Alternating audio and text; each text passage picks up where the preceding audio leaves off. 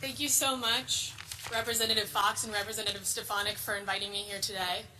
My name is Talia Khan. I am an undergraduate alumna of MIT and a current graduate student at MIT. I am the daughter of a Jewish mother and an Afghan Muslim immigrant father. I am the proud president of the MIT-Israel Alliance, and I am a Jewish student currently immersed in an extremely toxic anti-Semitic atmosphere at MIT. The MIT administration, namely President Sally Kornbluth, has failed to address the crisis of rampant anti-Semitism on campus. There is a radical anti-Israel group at MIT called the CAA. In recent weeks, the CAA's anti-Semitic rhetoric has shifted the culture on campus to such an extreme of intolerance that 70% of MIT's Jewish students polled feel forced to hide their identities and perspectives. An Israeli student whose identity and personal info was sold online for a bounty has not left his dorm room in weeks out of fear due to death threats. For my part, I was forced to leave my study group for my doctoral exams halfway through the semester because my group members told me that the people at the Nova Music Festival deserved to die because they were partying on stolen land. After a postdoc at MIT said that Jewish Israelis want to enslave the world in a global apartheid system, he falsely claimed that Israel harvests Palestinian organs and implied that the, quote, average Israeli is a Nazi.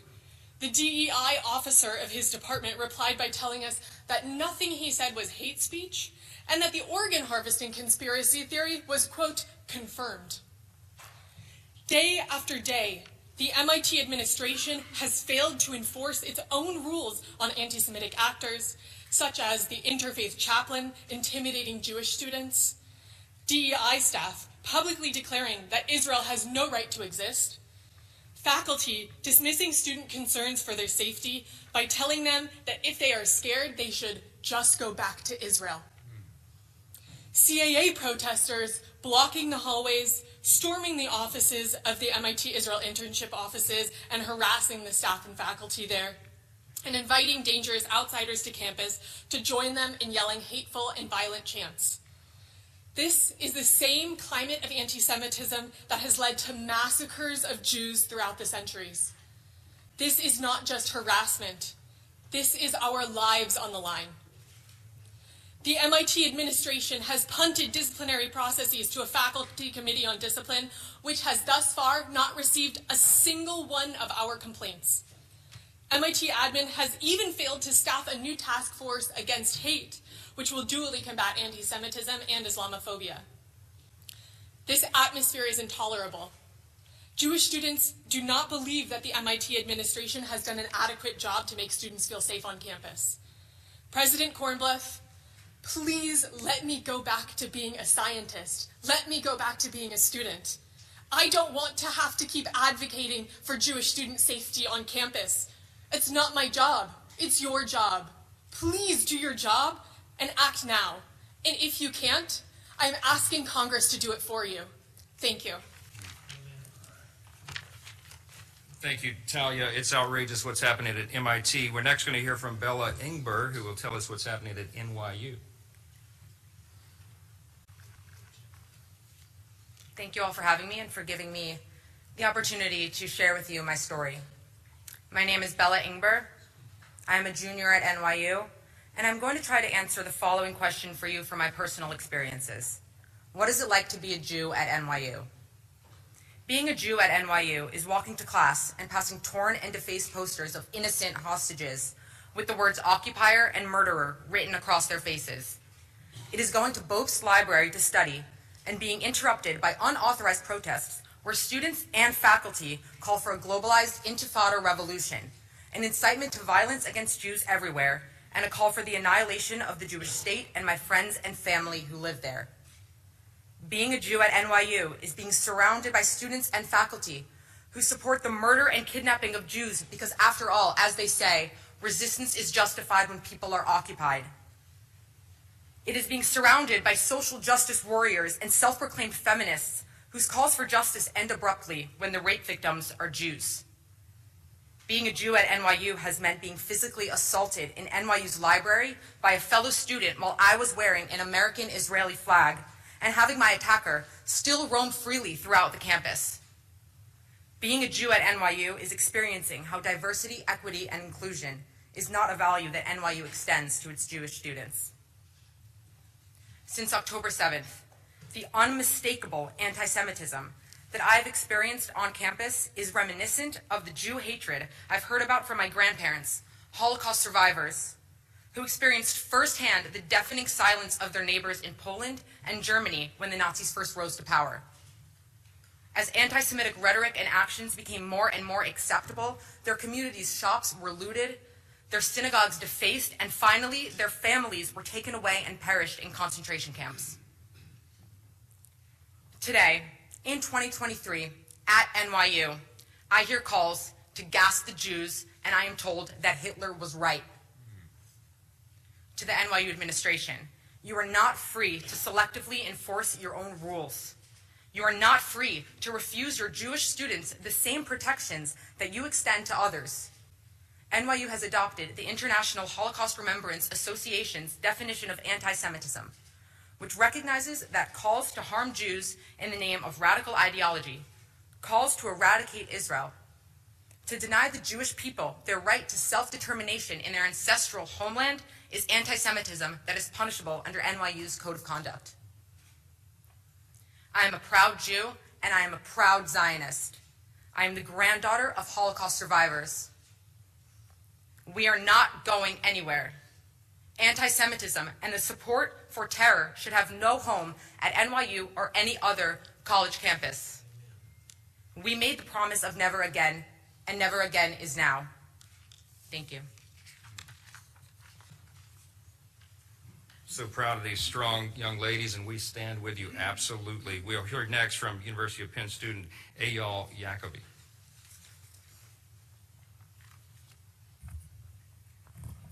Well, I am both honored and thankful to be here.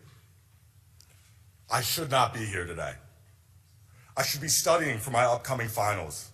I should be taking in every moment, every experience as an undergraduate student in my senior year of college. So while I should not be here today, I am.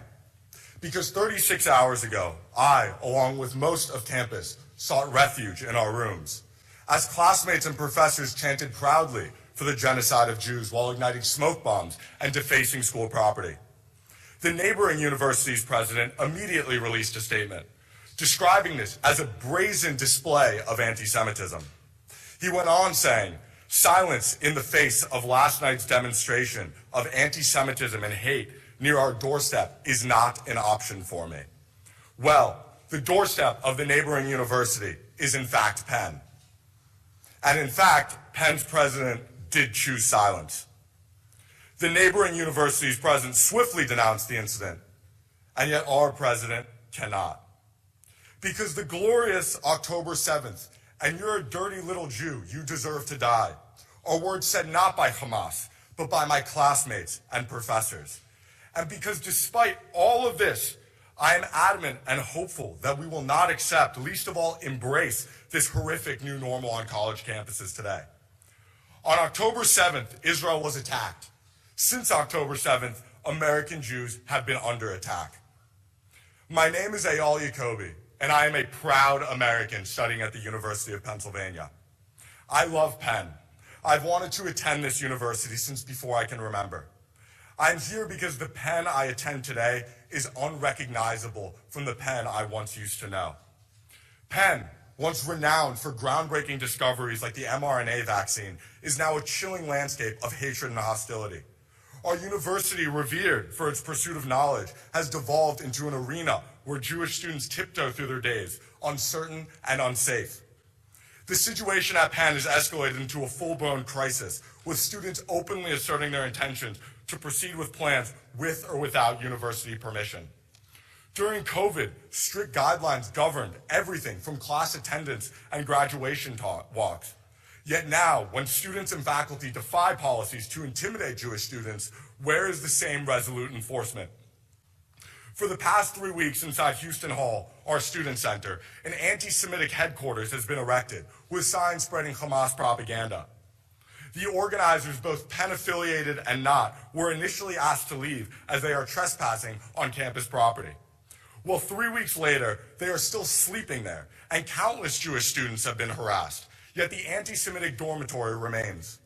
Clearly, both a disregard for school policies and permission to disregard them by a university unwilling to do anything. Not only are tensions palpable, but there have also been materialized actions taken to intimidate and harm students. A bomb threat against Hillel, a swastika spray painted, the Hillel and Chabad houses vandalized, a professor posting the armed wing of Hamas's logo on Facebook, a Jewish student accosted, "Jews are Nazis," etched adjacent to Penn's Jewish fraternity house. Why doesn't the university hold the perpetrators of such acts accountable? Is the university fearful that they may offend those who wish to intimidate and harass their fellow students? Penn's ambivalence fuels a crisis that has shattered my academic sanctuary. Policies meant to safeguard us have become hollow promises. And let us be clear, if they fail Jewish students today, tomorrow they will fail the rest of us. Nonetheless, I refuse to go back to 1939, when Jews had to hide their religious symbols and hide who they are due to the intimidation and harassment of us. I used to think this was nonsense, fear-mongering, until I was made aware that Penn recommended to students, quote, not wear clothing/accessories related to Judaism. Hundreds of posters mocking the hostages featuring cows instead of humans adorned Penn's campus 2 weeks ago. While on my way to class, I was greeted with chalk reading 90% of pigs are gas chambered. As a student, despite what my university says, I do not feel safe. Let me be clear, I do not feel safe. Luckily, there are policies in place to protect students from the heinous acts I described. Unluckily, the university seems to have no interest in upholding those very policies. It's time for the soul of our university to reclaim its integrity. And it's time for me and my fellow classmates to stop worrying for our lives. Thank you. We'll hear from one more student. They're so well-spoken, and it sends a shudder down your spine to hear this is happening in America. It's absolutely outrageous. Jonathan Frieden from Harvard Law will speak next. Thank you for having me here. My name is Jonathan Frieden, and I'm currently a student at Harvard Law School. I would like to share with you what my experience has been like since October 7th at Harvard Law School, and after over 30 student clubs signed on to a statement explicitly blaming Israel for the murder and the rape of their own people. Multiple times a week, on my way to class, I walk by mobs of people chanting "From the river to the sea," which is a call for the destruction of the state of Israel. Most recently, "We have you outnumbered," and "Globalize the Intifada." An intifada is an uprising, and the last two were marked by blowing up buses and restaurants. One day a few weeks ago, I was in a study room in the law school while classes were going on, and a mob of 200 people, many of whom not only were not law students, were not Harvard affiliates, got into our building, marched down the halls chanting these phrases. Jews took off their kippot, and I watched someone hide under a desk. Many of my friends ran up to the Dean of Students and DEI office, but they had locked their doors for their own safety. This was such a clear safety concern. It was also explicitly against school policy as it disrupted class. We heard nothing from Harvard. No email, nothing. I talk to my Jewish friends on campus every day. They tell me how afraid they are to go to class. They share hate messages they are receiving from other students on social media, including comparing Jews to Nazis.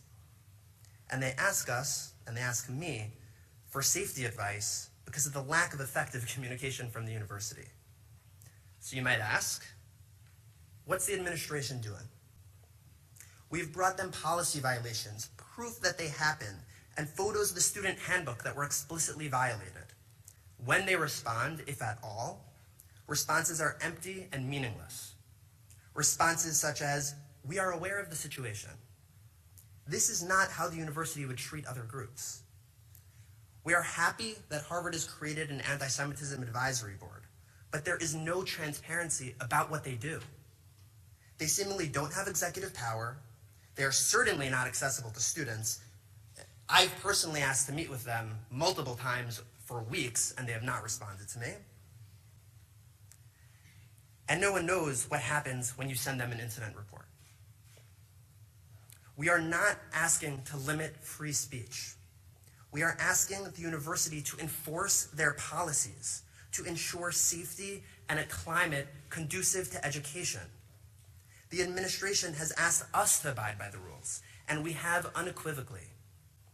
It seems more and more that this rule only applies to Jews, as broken rules are not being enforced or outwardly reprimanded.